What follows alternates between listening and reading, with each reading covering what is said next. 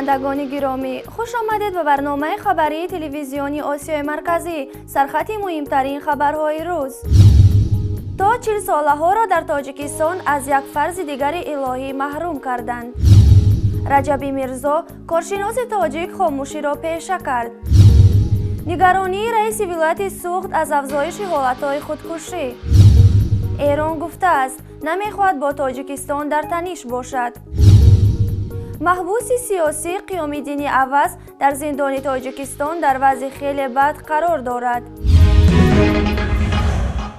با قرار نوی که آن را رئیس جمهوری تاجیکستان امام علی رحمان بعد بازگشتش از سفر عمره به عربستان سعودی امضا کرده است، آنهایی که سینه‌شان به 40 نرسیده است حق سفر حج ندارند. طبق این قرار حج دوباره هم تنها بعد گذشتن 5 سال از حج اول امکان دارد، آنم در صورتی که اگر خواهشمند دیگری برای سفر نباشد. سال گذشته با قرار سن مینیمالی به حج روندگان 35 سال معین شده بود. معنی سفر حج برای تا 40 ساله ها در حال است که کارشناسان تخمین میزنند سال جاری با سبب بحران اقتصادی در گمان است تاجیکستان کوتای معین شده از طرف عربستان سعودی را پر کند. تاجیکستان برای سفر حج 5500 کوتا دارد. بعد سفر امام علی رحمان به عربستان سعودی و انجام دادن عمره از طرف او و خانواده‌اش، بسیاری‌ها به آن امید بسته بودند که فشار بالای دین و دینداران در تاجیکستان بهره می‌خورد یا حداقل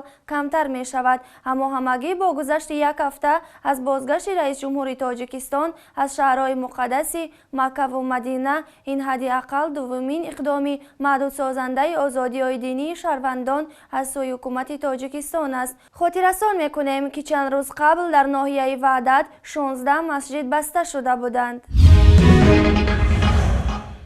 کارشناس ورزیده تاجیک، روزنامه‌نگار و فعال سیاسی رجب میرزا در صفحه فیسبوکش اعلام کرده است تا زمانی نامعین حرفی برای گفتن ندارد. متن نوشته او چنین است: اخیراً خلاصه کردم که دیگر برای رسانه‌ها و مطبوعات نظر اظهار نکنم. نه سر ترس از کسی ندارم، کسی هم خواهش را طلب نکرده، کسی فشارم نآورده است. دلیلش یک است و مشخص، دیگر حرفی برای گفتن نمانده.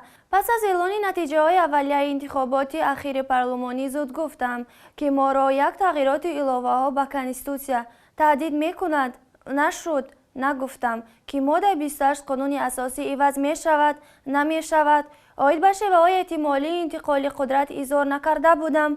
نزدیک آمدیم. در مورد قانون پیشوای ملت همه چی را نگفتم.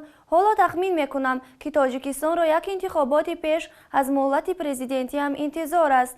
نه، من فالبین نیستم، فقط اینکه حوادث یک کشور کوچک را که تقریبا همه ظرفیت‌های نیروهای اجتماعیش را خیلی خوب میدانم، قدم به قدم فرضیه نزدن را تنها آدم کاهل یا بی‌عقل نمیتواند. پس مادام همه چی مثل روز روشن است، چیز دیگری گفتن بی‌معنی‌گری است. شاید گاه برای مطبوعات مطالب نویسم، اما برای چند مدت تا زمانی که چیزی برای گفتن و تحلیل پیدا نشود خاموشی بهتر است. اعلان خاموشی رجب در حالی است که اکثر کارشناسان دیگری تاجیک هم از گفتن زبان بستند. سیم‌الدین دوستوف، تحلیلگر و کارشناس، هم از نوروز به این طرف خاموش است.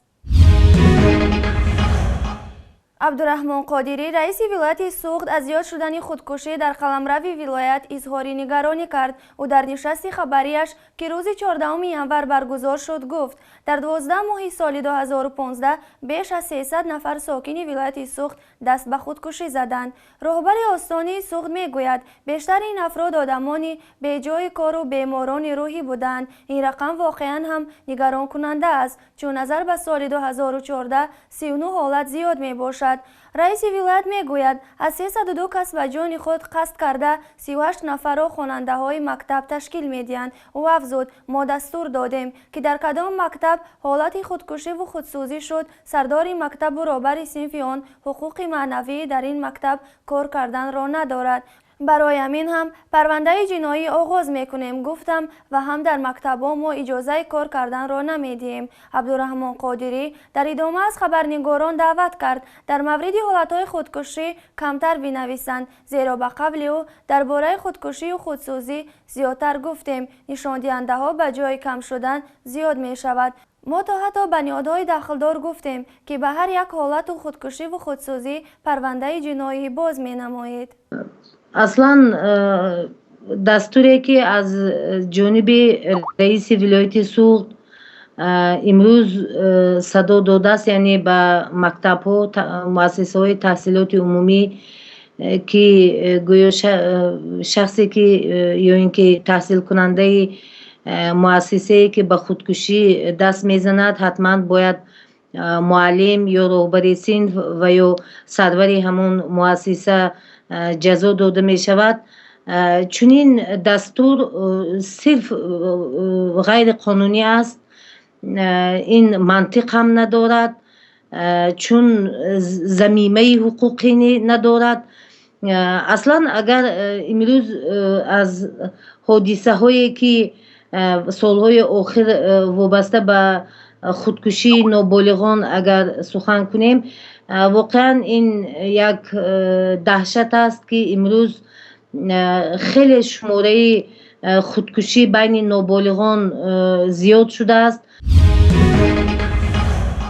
وزیر کارهای خارجه ایران توسط سفیر این کشور در تاجیکستان نامه به سیراج‌الدین اسلف همتای تاجیکستانیش تسلیم کرده است. متن و موضوع نامه هنوز دسترس نیست، اما سفیر ایران در تاجیکستان حجت الله فغانی در ملاقاتش با خبرنگاران گفته است کشورش خواهان تنش با هیچ کشوری از جمله تاجیکستان نیست. سفیر ایران اظهار کرده است ما همان گونه که در سالهای گذشته و در شرایط سخت با هدف حفظ آرامش و وحدت در کنار ملت و دولت تاجیکستان بودیم، در شرایط اساسی کنونی هم برای مقابله با رشد افراطگرایی در این کشور و کل منطقه آماده همکاری هستیم. روز سه‌شنبه پارلمان ایران طرح همکاری امنیتی با تاجیکستان را هم تصویب کرده بود و رسانه‌های ایرانی آن را پاسخ و ایران ستیزی در تاجیکستان گفته بودند.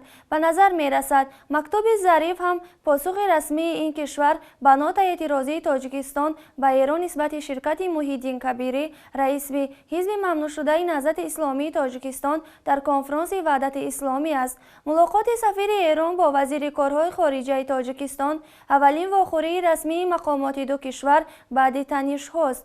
با وجود گام‌های آشتی طرف ایران از مقامات تاجیکستان هنوز هیچ واکنشی به نظر نمی رسد.